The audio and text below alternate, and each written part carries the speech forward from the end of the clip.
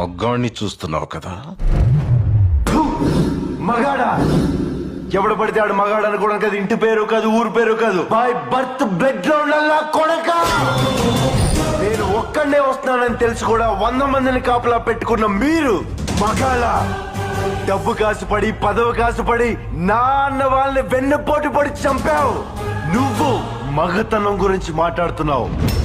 Body guards లేకుండా guns లేకుండా ఎవరిని ఈక కూడా పీకలేరు.